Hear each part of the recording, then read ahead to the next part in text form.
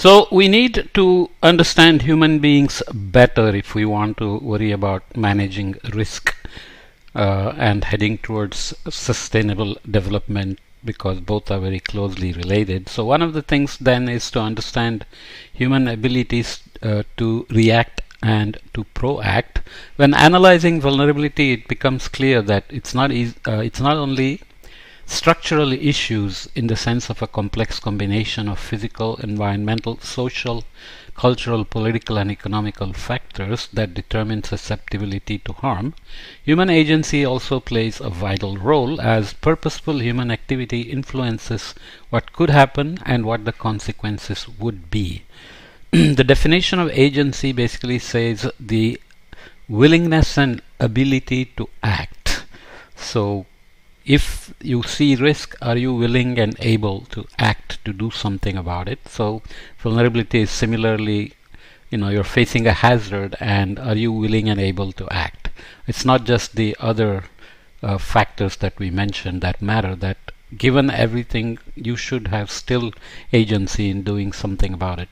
This might be directly through reactive activities that influence the course of events in a specific risk scenario. For example, recognizing the need to evacuate before floodwaters reach a critical level, the actual evacuation to safer grounds, rapid salvage of damaged food crops, etc.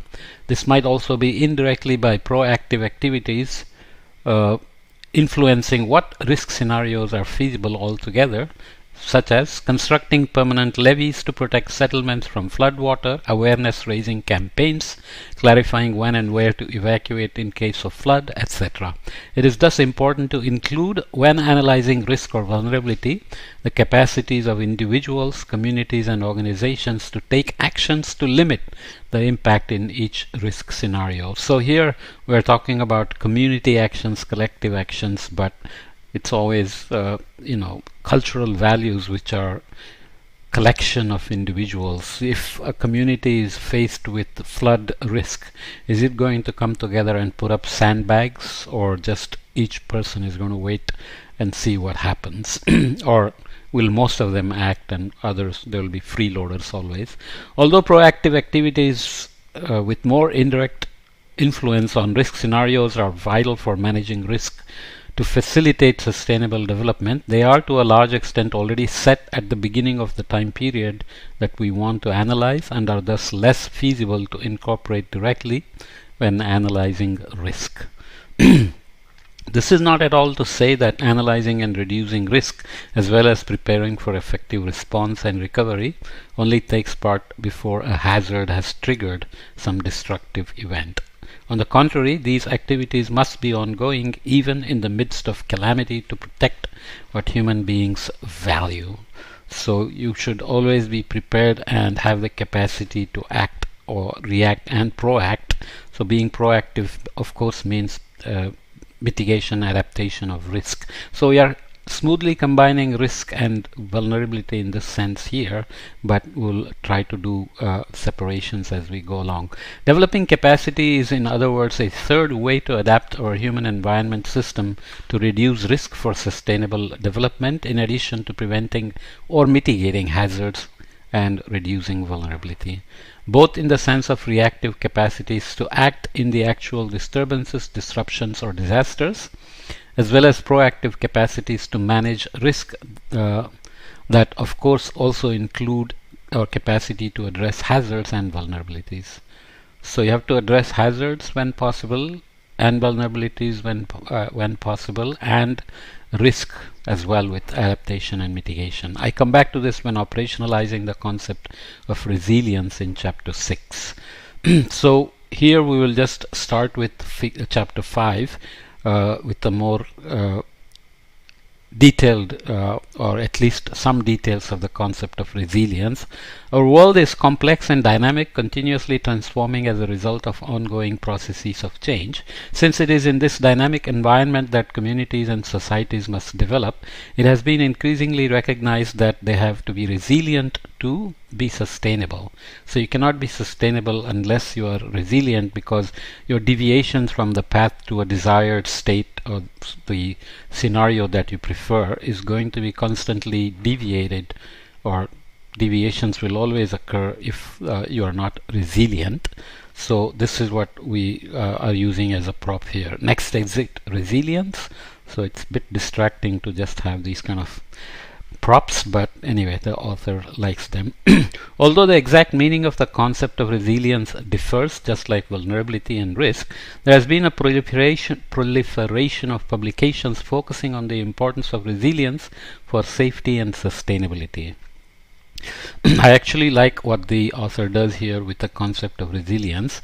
The concept of resilience has been used in various scientific disciplines spanning from psychology to engineering, resulting in equally diverse definitions as for the concepts of development and risk presented earlier in this chapter. Many of these definitions describe resilience as one, ability to bounce back to a single equilibrium, so in some ways it's coming back to business as usual, let's say, or two, a measure of robustness or buffering capacity before a disturbance forces a system from one stable equilibrium to another. So robustness is something engineers use as well, safety factors and so on. So you want an aircraft that's flying to be, you want it to be robust to shocks and drops and turbulence and whatever else. But here resilience and robustness and buffering capacity are kind of being mixed. In the book by Andries and Janssen, we will visit this as a slightly different concept. So here buffering capacity before a disturbance forces a system from one stable equilibrium to another, or as third concept, ability to adapt in reaction to a disturbance.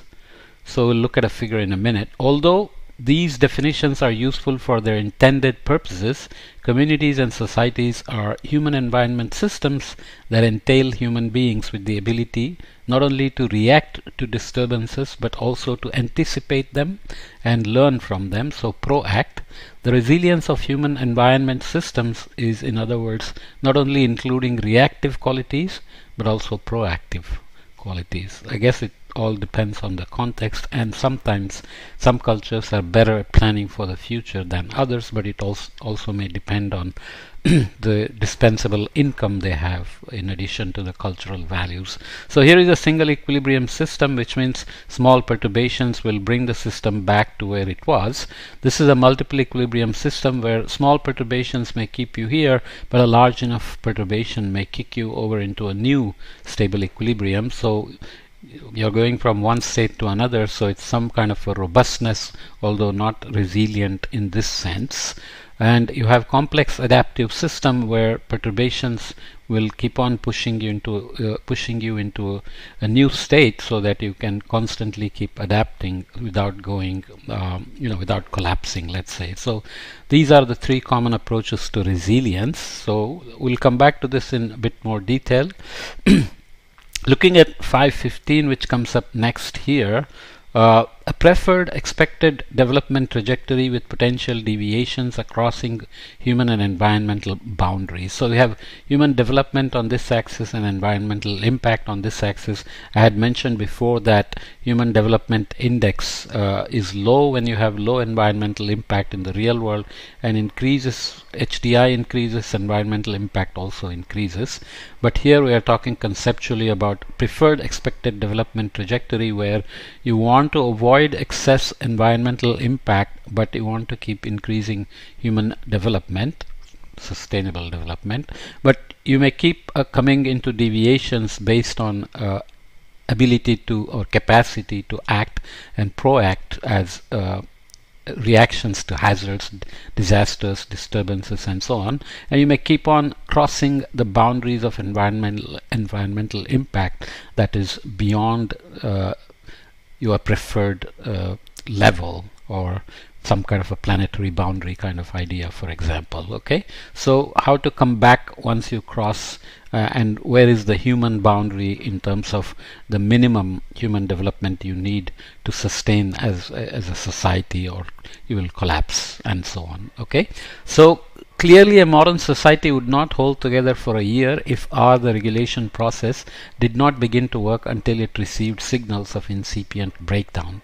So obviously I jumped a few paragraphs here, but just to give you some sense, these signals are supplemented in varying degrees by prediction. The ability of the regulation process to act on merely predictive signals is, however, limited by several factors.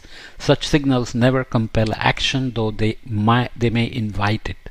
They make less impact on the mind, and they are no more reliable than the prediction itself. So this is just indicating how even having reliable predictions begins to act with human perception, human agency, human ability to act and proact. So here you are trying to adapt. So three conceptual abilities for resilience as inputs to a fourth. So you have anticipation, which could be based on a prediction, recognizing, which is that you are already seeing some sign of it, or you are learning that temperatures are increasing, for example, or extreme events are increasing, or that droughts are happening more often or growing very rapidly, or cyclones are increasing or becoming more intense, and so on and so forth, should feed you into adapting in terms of building resilience.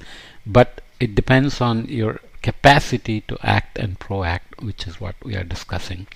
In short, the ability to adapt requires input concerning what is anticipated to have a potential to become a problem in the future, what is recognized as critical or soon to be critical in the current situation, or what is learnt to be a problem from experience. So that's what we are talking about here: anticipating, recognizing, and learning. However, the connections between these four fundamental abilities for resilience are neither restricted to these inputs nor to the learning feedbacks just mentioned. For instance, what we anticipate as a potential future problem may inform what variables we monitor to identify when that problem situation arises, and the recognition of a critical situation may trigger the anticipation of a new potential future scenarios. So you may, the wandering path to the preferred state may come with these sorts of deviations on changing new potential future or expecting new potential future scenarios. Similarly, the ability to learn is not only feeding back signals about other abilities, but also demands signals about their performance to be able to facilitate learning in the first place. Complicated sentence, but let's move on. The four abilities for resilience are, in other words, locked in a nexus which they are all interdependent on each other. So that's what we will look here.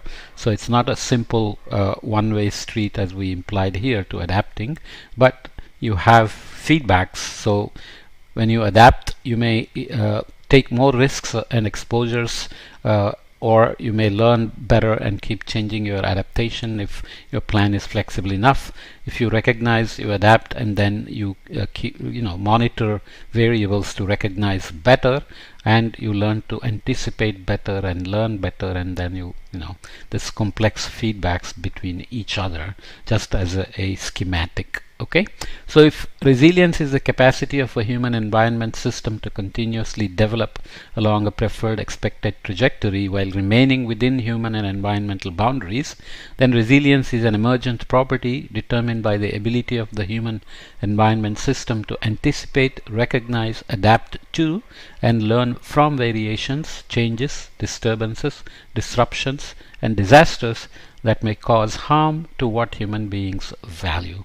The resilience, in other words, is a means to reach the ends of safety and sustainability. So you can see how resilience as a definition evolved in this case and comes from an earlier paper by the author.